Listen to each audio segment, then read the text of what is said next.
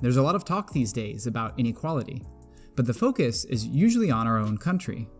You may not realize that if you live in the United States and make an income of at least $60,000 a year, you are the global 1%. To be in the global 10%, it only takes an income of about $20,000 a year. I know, statistics. It can be hard to internalize what these numbers mean. An amazing website called Dollar Street might help.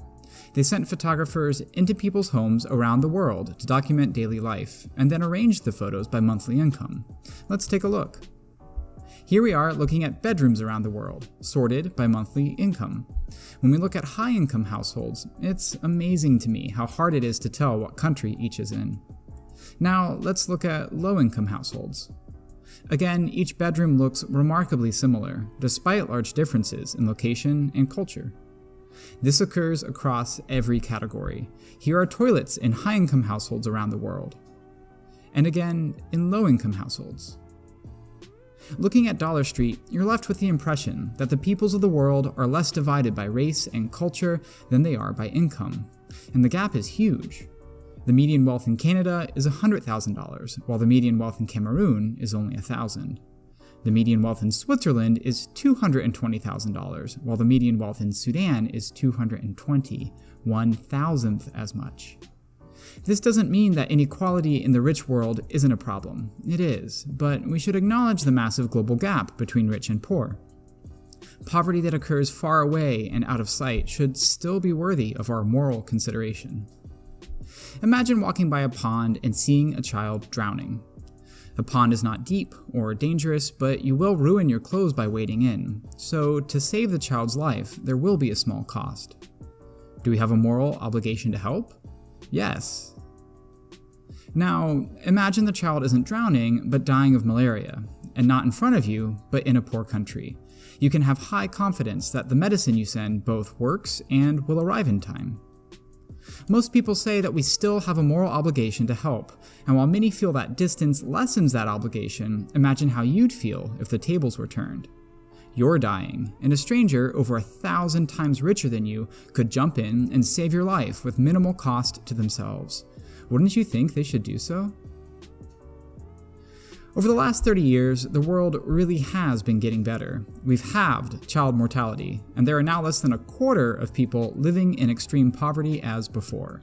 Some countries, like China, India, and Indonesia, have made astonishing improvements in living conditions, and other countries like Ghana, Rwanda, and Ethiopia seem on very positive trajectories. But many places are on track to be left behind. Countries like Madagascar, Liberia, and the Democratic Republic of Congo have seen flat incomes for decades.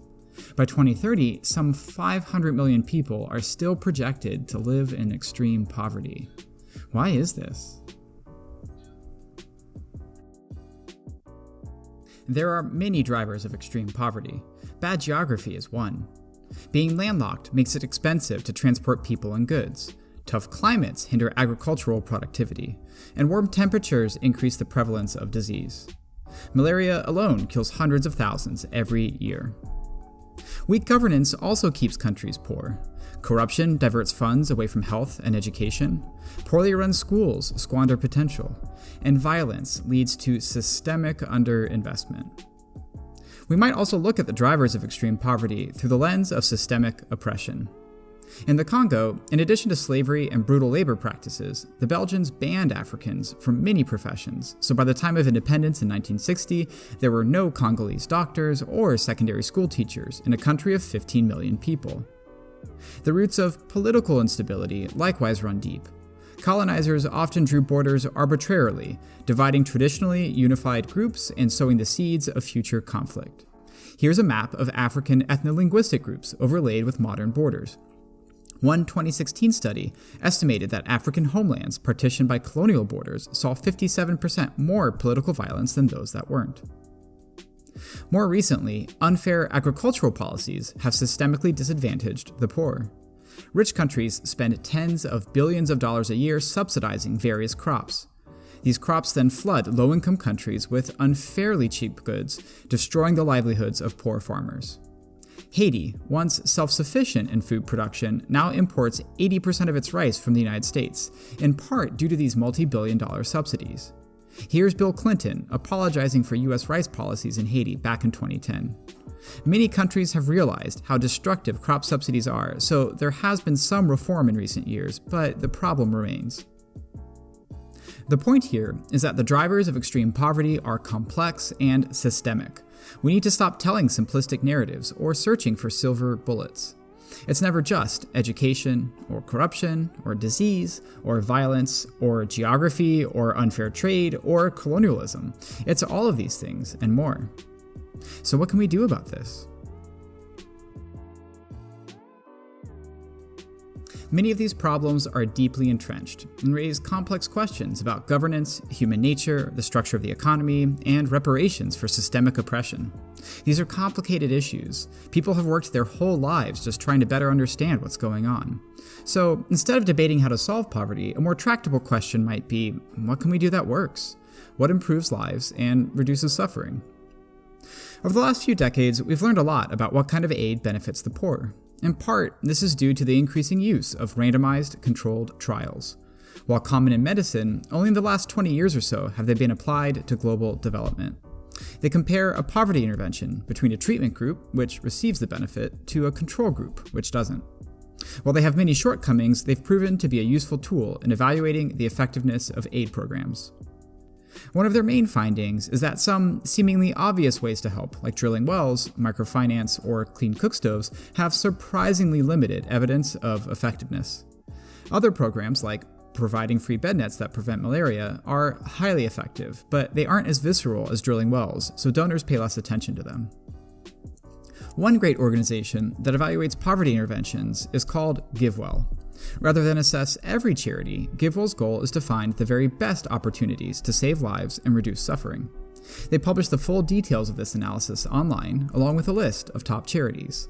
These charities are all characterized by high cost effectiveness, a need for more funding, and transparency.